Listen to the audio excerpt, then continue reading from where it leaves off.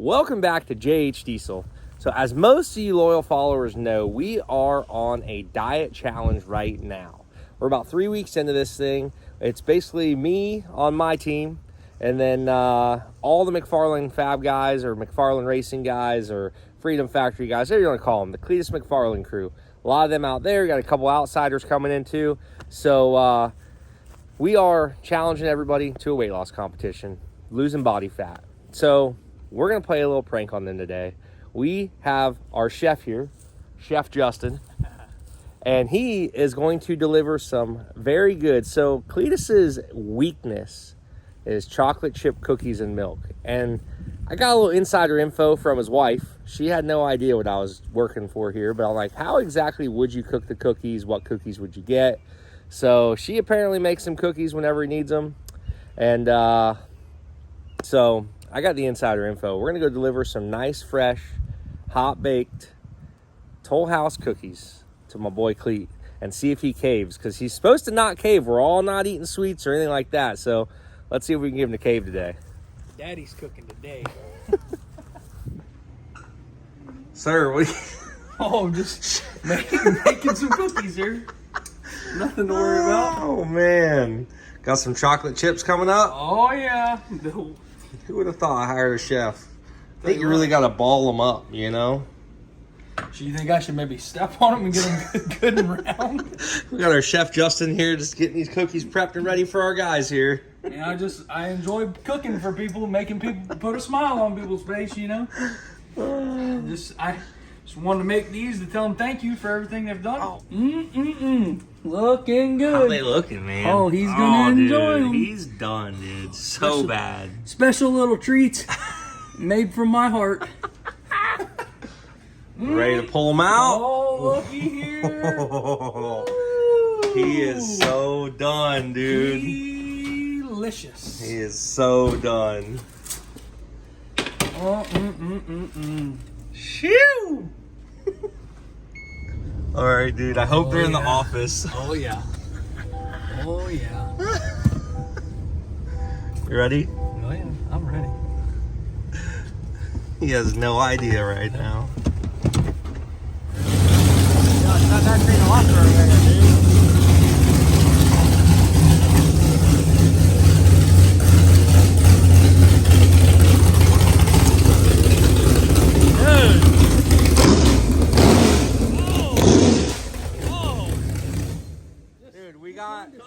We got something real special. What do you mean, dude?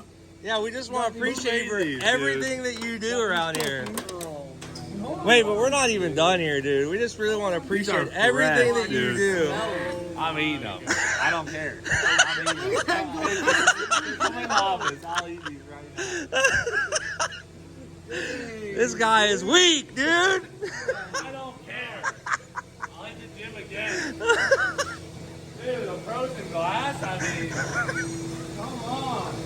With some bacon, milk. Are those hot right now? Dude, they're fresh. Is it 2%? 2%? I got used to 2%, dude. That's like for diet. They're fresh out of the oven, like. I don't even care.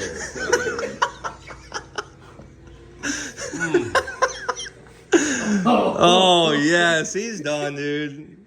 Hey, how are they? Can you rate his cook on 1 to 10? I can tell these are the square cut ones you just pull out. No, we had to scoop them, dude.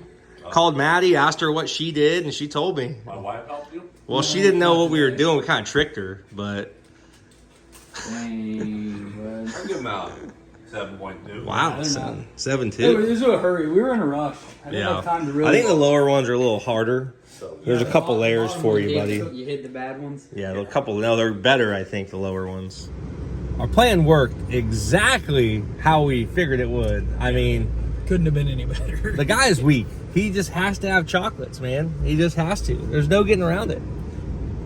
He needs help. That's why we're doing on this diet thing, to help him, but I don't think it's working, because one little, whiff of them. Yeah, he said, I do not care. Come in the office. I need cookies and milk now. All right, guys. Well, we're done with that now. We'll get back to the video. Hope you guys enjoyed it, and enjoy the video today. Hope you guys enjoyed that little skit we just did there. So guys, today I'm gonna be answering some questions I get asked all the time. Being a diesel shop owner, so one of the biggest questions that I get asked. How do I make my truck last longer? How do I keep my truck maintained? What is the ways to make my diesel run the longest it can run? A lot of these newer trucks are very finicky. They need high maintenance. So we'll dive right in. First thing I want to talk about is fuel. First things here, we have a 2011 6.7 Ford. As you can see inside this engine bay, I mean, this is a pretty big engine bay, but it has got so much crap under the hood. And so keeping all that stuff in check is very important. And that's why we go to our fuel system first. What guys don't understand is a lot of times fuel filters, oil changes, they will literally save you thousands of dollars in repairs. Being mindful of the truck. Does it have an oil leak on it? Do you see anything leaking underneath? Do you see a trans leak? Do you hear a weird noise? Do you hear a whistle noise? Something might be a boost leak. Huge things that you really got to watch for in these trucks. So first things first, guys, on the fuel stuff. You go to a little gas station, pumps might be crappy tanks underneath, you're getting crap fuel. In these newer trucks, that is going to kill your fuel systems. The trucks with CP4s, the trucks that are, you know, the injectors, they can't have trash being run through them. So if the filter doesn't catch it and it goes right to the motor, or the filter's plugged and now you're running less pressure, you are gonna hurt the whole high pressure fuel system. Pretty much any diesel truck you get in nowadays has a high pressure fuel system. Most of them are CP3 pumps. They call them common rail injection systems. And basically those things basically start at idling around 5,000 to 6,000 PSI. They go all the way up to 30,000 pounds of pressure. So you got 30,000 pounds of pressure coming out of a little line. Now, before these high pressure fuel systems, common rail injection systems, we were at mechanical systems. We'll go check that out real quick. Now here we have the complete opposite of a common rail fuel injection system. This is a full mechanical P-pump Cummins 24 valve injection system. Look at the size of the engine, look at the size of everything. I mean, it's smaller, more compact. Put these things are super common for swaps. This is actually a 24 valve diesel with a P-pump conversion on it, but this is all mechanical. You don't need a computer to run this thing. You can run a couple wires to it. This thing's gonna run no matter what. And what also is an advantage of these is the fuel does not have to be as refined as the later model trucks. I'm not saying it's not a good idea to have the fuel not as refined, but you need to have it, you know, clean, but these will take a little bit more of abuse. And then you got gems like this right here that are just, honestly, the problem with these is they are just complete turds. They build about 150 horsepower. They were the innovators. They came in, you know, one of the first ones back in the 80s as far as for pickup trucks, 6.2 diesels, no turbos, running, you know, direct injection, just, I mean, but they are just, yeah, these are turds. But these are the first innovators, the starters. You obviously had all your semi trucks running inline sixes and stuff, some of them running V8s and whatnot back then, but for pickup truck stuff, this is the early stages right here. So we go from this 150 horsepower to the new trucks, 475 horsepower is what you get right out of the box. So let's go cut a fuel filter, open that up. I'll show you guys what I'm talking about there, because as I was saying, the fuel system is key. That's your first thing you got to watch for. What you don't know is in the bottom of that fuel filter, you can get water, corrosion, rust, all kinds of stuff. So it's super important to change your filters. A lot of factory specs, they have kind of a, I want to say a leniency on fuel filters. I got some guys that'll come in here 50,000 miles and go, I haven't changed my fuel filter in 50,000 miles. And I'm just like, that's horrible. That's really, really, really bad. Like, you don't want to do that. You don't want to be that guy. That is going to cause major damage. We'll pop the bottom of the filter off. You guys can check out the inside of it, see what I'm talking about. But again, fuel system stuff, you need to have clean fuel. You need to have the fuel supplied properly, whether it's a lift pump, whether it's a vacuum system, no restrictions. And then your filter, maintenance is key, guys. Maintenance is key. So if you are not changing your fuel filter on a regular basis, you'd be surprised at what damage you're doing, long-term damage and short-term damage. And on top of that, it's just gonna cost you a lot of money in the future. So we'll go check out a filter. I'll show you what's in the bottom of them. So here we have a Duramax fuel filter. We pulled that filter and the housing off, came out of a 2011 LML, most likely put a lift pump on the truck, or we had a leak in fuel housing, which is very common. So we'll pop this old water separator off the bottom, take a look here and see what's inside.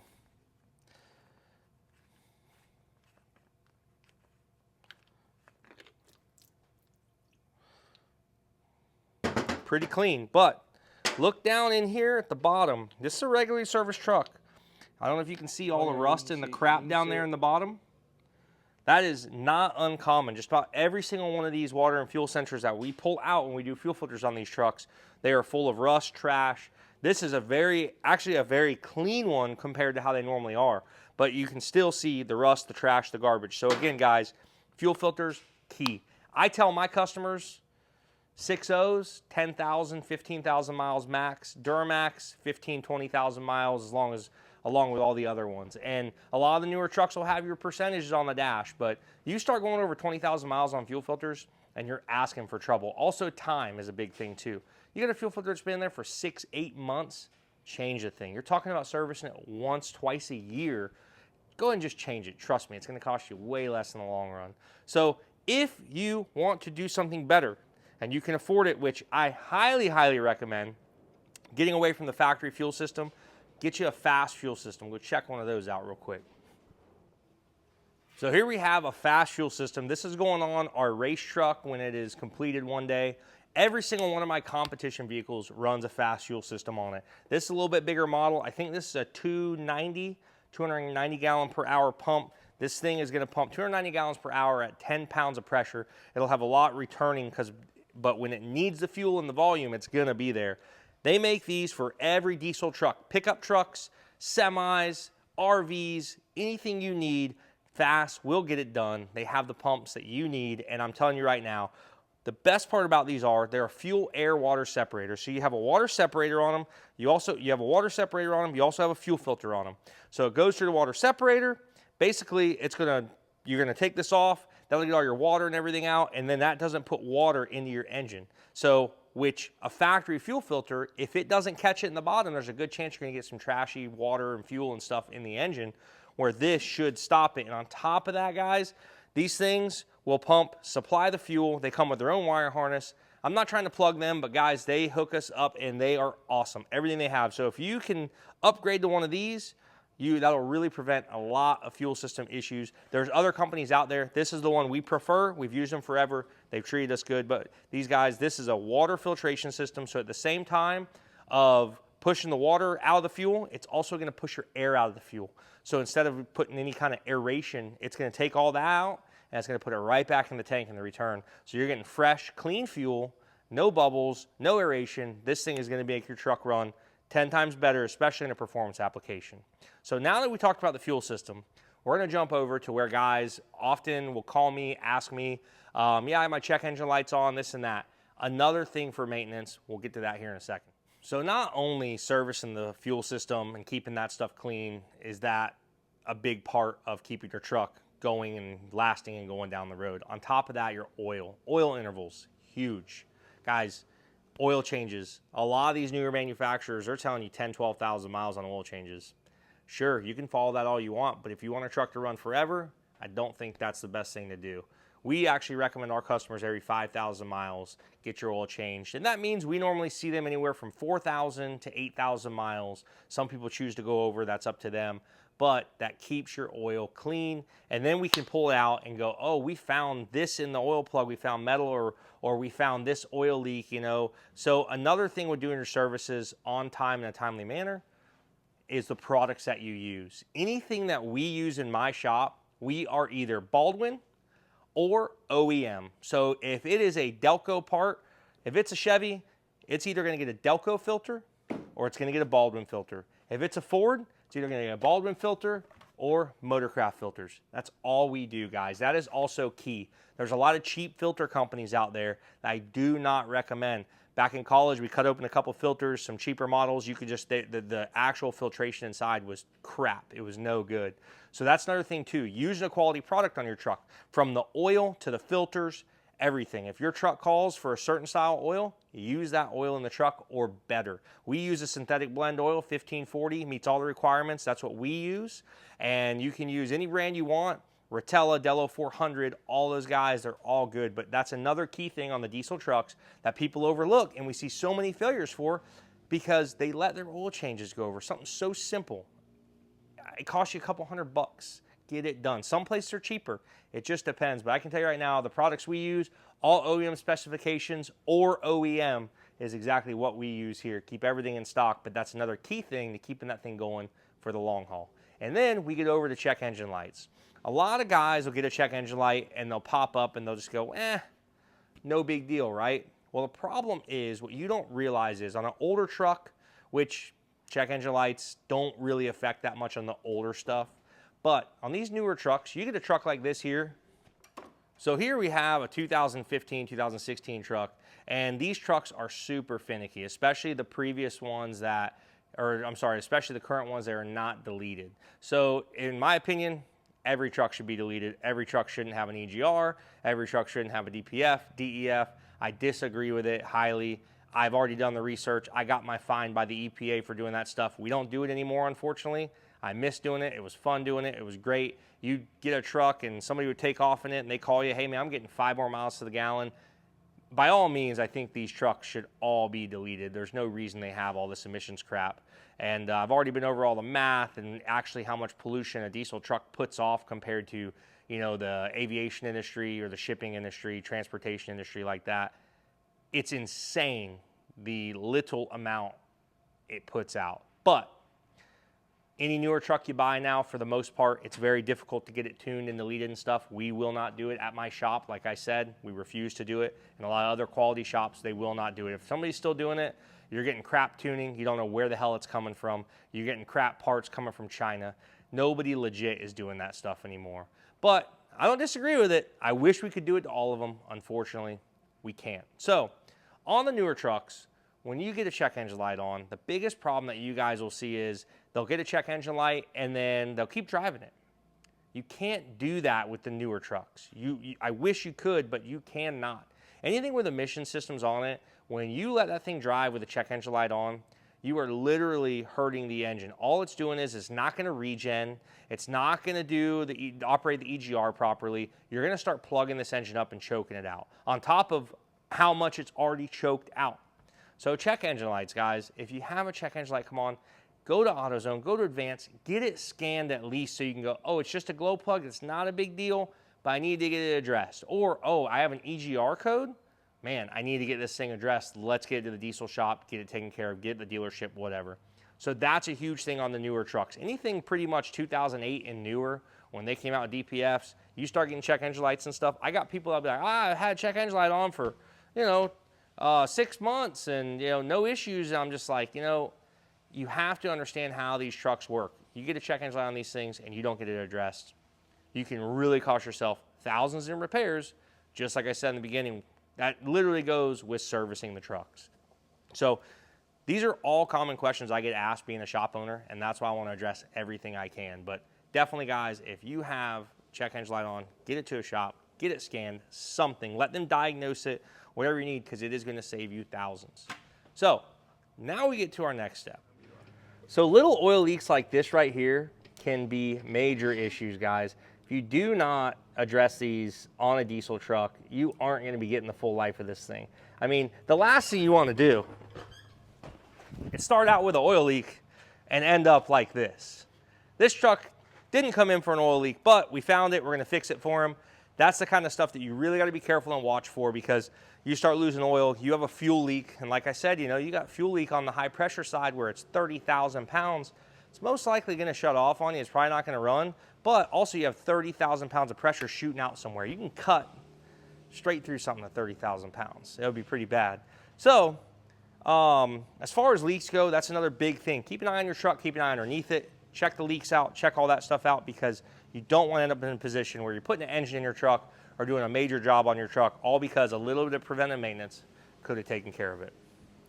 Now, this truck is going to bring us to our next question. This is something we get asked quite a bit too. Head gaskets. We do a lot of head gasket jobs. We probably do on average 1 a week, sometimes 2 a week, just depends on how busy we are. Diesels are known for blowing head gaskets, especially the trusty old 6.0.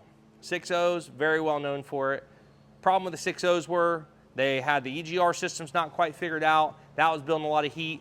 On top of the EGR, they only had 10 bolts per cylinder head. So when you only have 10 bolts per cylinder head holding it down, that's kind of a problem. When you have like a Duramax, which has like 18 cylinder head bolts per cylinder head. So on top of the bolts, torque to yield bolts, building a lot of boost, you're going to start stretching those things. Back in the day, 05, 06, 07, when the diesel performance world really started getting taken off big time, guys are plugging tuners in, getting 100 horse out of their trucks. It's awesome until they blow a head gasket. But Duramax is typically a gasket failure rather than a head bolt stretching failure. The Cummins, the later model Cummins have a head bolt issue. It's better to put the higher tensile strength studs in those. That's what we do on all our head gasket jobs. But that's another thing people ask me, why am I blowing a head gasket in a diesel? And you know, like cars don't normally. Well, you think about it, a diesel has so much compression. These engines are 16, 17 to 1 on compression. On top of that, you're building 25, 30 pounds of boost sometimes from the factory. So you've always got a boosted engine. It's not studded. And that's a big thing to think about when you get a diesel. What are you gonna use it for? Why do you need a diesel? And how to keep that thing running. And another thing I get asked is the diesel right for me? What diesel is right for me?